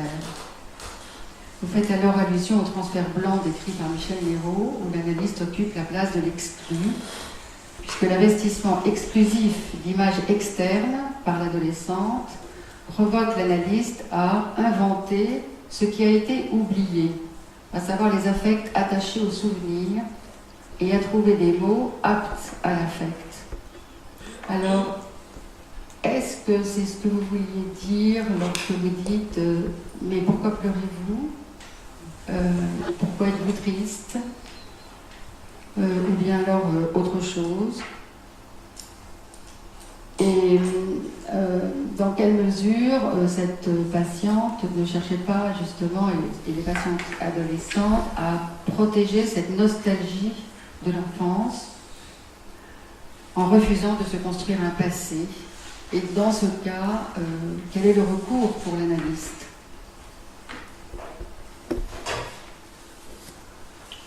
Moi, je ne veux pas prendre trop longuement la parole non plus.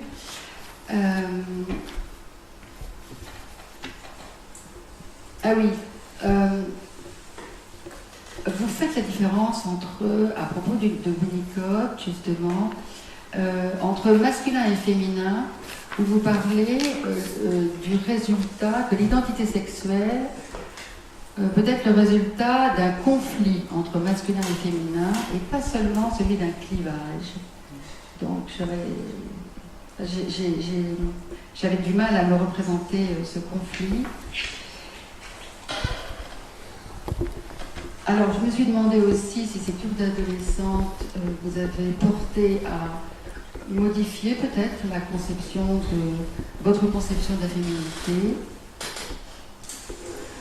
Et puis, lorsque vous vous référerez justement à l'importance de la chair et du corps de l'analyste, parfois violemment sollicité dans ces cures, je me suis demandé si vous n'aviez pas une inspiration spinoziste, lorsque le philosophe nous invite à entendre qu'on ne sait pas ce que peut le corps, car le corps peut, par les seules lois de la nature, beaucoup de choses qui causent à son âme de l'étonnement.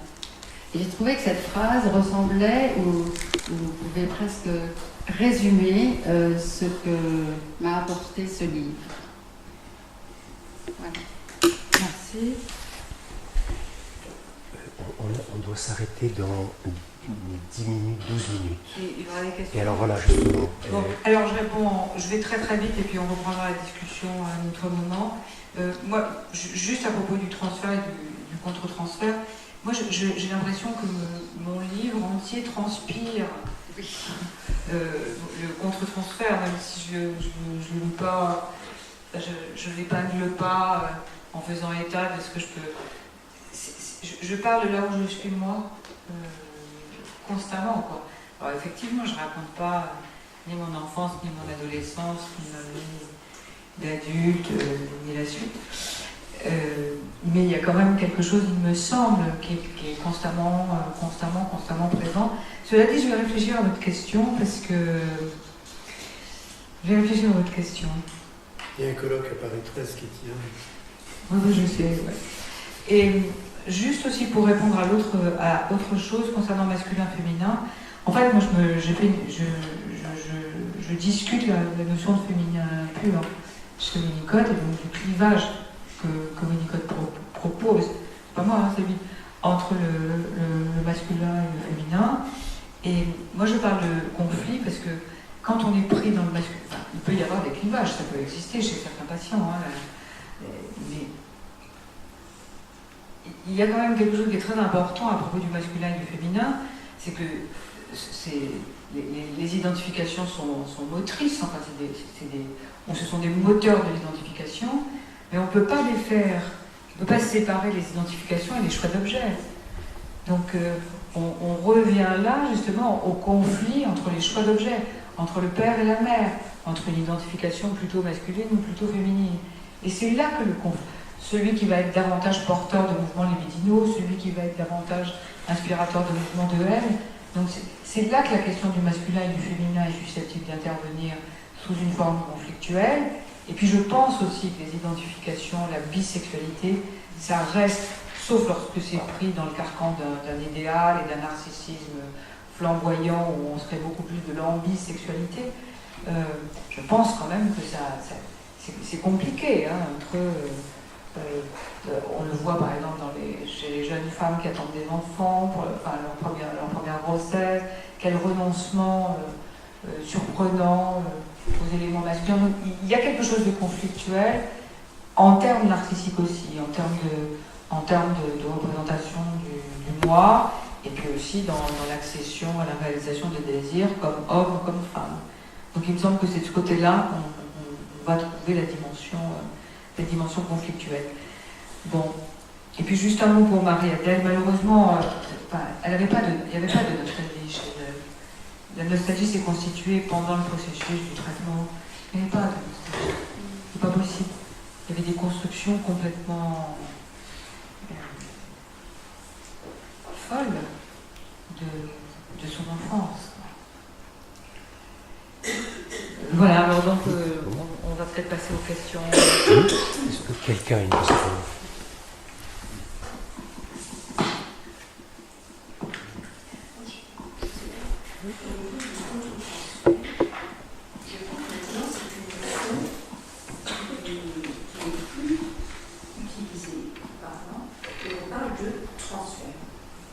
Parce qu'en fait, le transfert, il est des deux côtés, et il n'y aurait plus cette notion de contre-transfert. Alors, je ne sais pas, d'après ce qui est dans le livre, je pense que ça doit vraiment se sentir, enfin, on doit le repérer, quoi. Vous avez tout à fait raison. Vous savez, c'est Pierre Félida qui a critiqué la notion de contre-transfert. Pierre Félida. Et moi, j'ai été très saisie par cette critique. Moi, ça m'est égal qu'on parle de contre-transfert ou de transfert à condition qu'on dise de quoi on parle. Si on considère que le contre-transfert, c'est uniquement les réactions de l'analyste par rapport à son patient, et rien que ça, à ce moment-là, ça me paraît insuffisant. C'est pour ça que l'argument de Félida, c'était de parler du transfert de l'analyse, parce que ça voulait dire que bien sûr, il y avait tel ou tel aspect qui était mobilisé par tel ou tel patient, et qu'il y avait effectivement bien autre chose. On le voit bien d'ailleurs quand on se forme à l'analyse, on a un cas de supervision, et puis finalement, ça change les modalités de fonctionnement avec tous les autres, quoi. Mais je pense. Alors, ça, en ce moment, c'est quelque chose qui se discute, quoi. Mais c'est vrai que moi, par exemple, la formulation transféro-contre-transférentielle ne me convient pas absolument, parce que, en tous les cas, dans la représentation que je m'en fais, donc ça n'a que ma représentation, c'est comme si ça faisait un enclos, quoi. Alors que. Parce que c'est vrai que. Alors que ça va. Il me semble que ça va au-delà. En même temps, c'est vrai que quand on est en séance, ce qui se mobilise, c'est effectivement ce qui se passe avec ce patient-là et pas avec un autre. Encore qu'il y a le transfert sur l'analyse aussi, le transfert sur les analystes de l'analyse, ça fait beaucoup, quoi. C'est pour ça que je trouve que votre question est tout à fait intéressante, parce qu'elle ouvre alors un débat qui va au-delà de la question des cures d'adolescentes.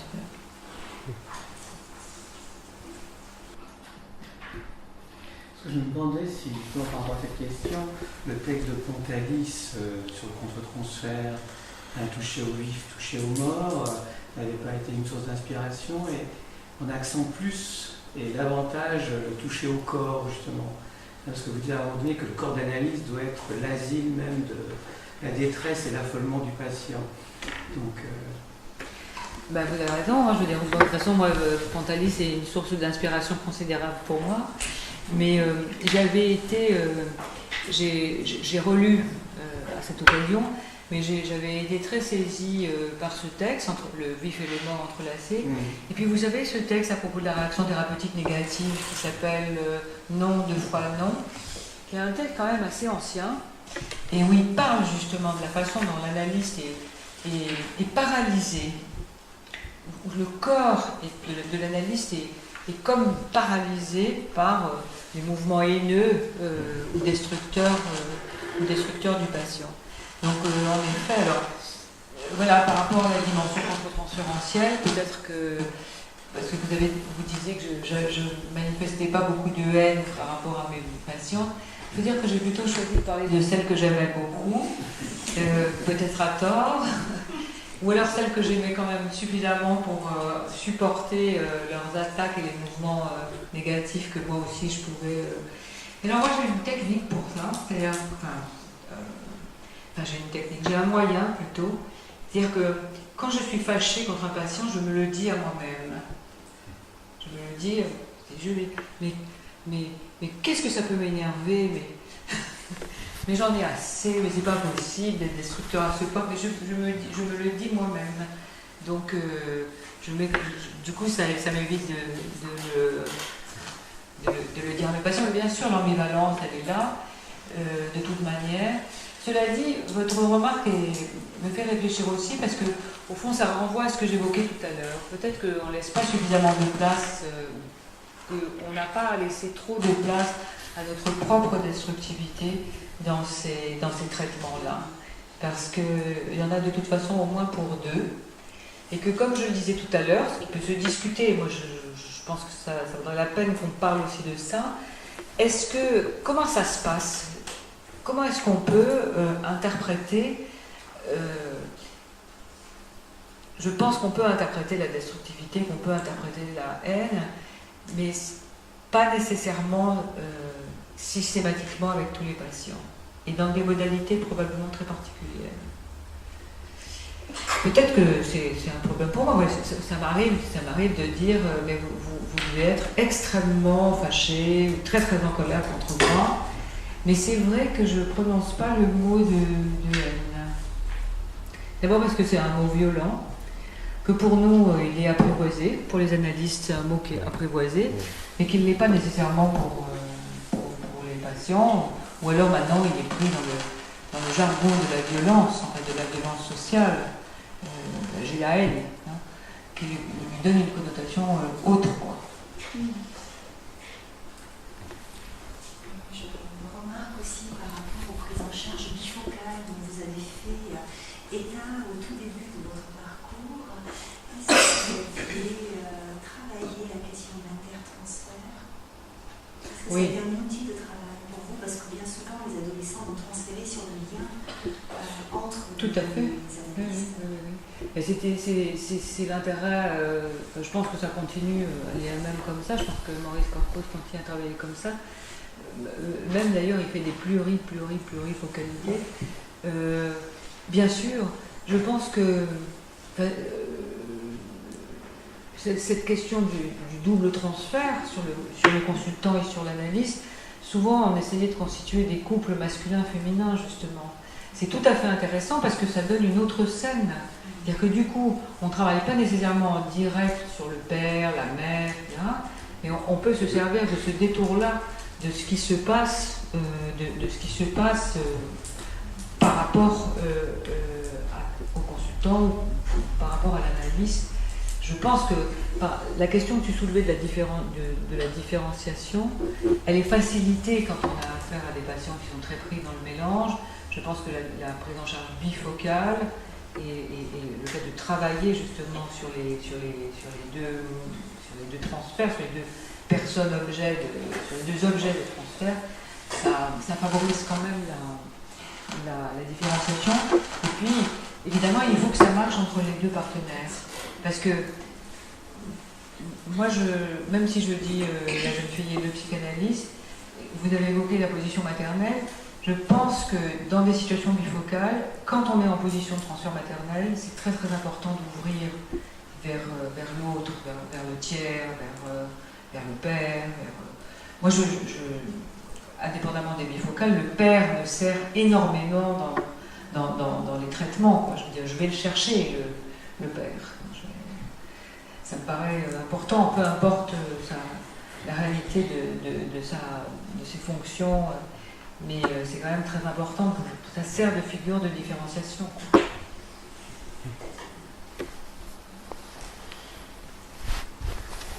Il faudrait une petite heure de discussion, mais finalement, Catherine, est-ce que tu dirais que la psychanalyse d'adolescent existe? Eh ben moi, je suis convaincue, mais pour moi, elle fait partie de la psychanalyse. La question soulevée tout à l'heure, pas la question, le propos que tenait tout à l'heure Florian, moi, le fait de travailler avec des adolescents, ça m'a aidé énormément, et ça continue de m'aider dans mon travail d'analyste. Ce que je veux dire, par rapport à cette question-là, qui avait fait l'objet d'un débat entre nous, bon, d'abord, les choses se sont nuancées, mais ce que je veux dire, c'est qu'on reste psychanalyste, quoi. Que ça me paraît vraiment très très important de garder en tête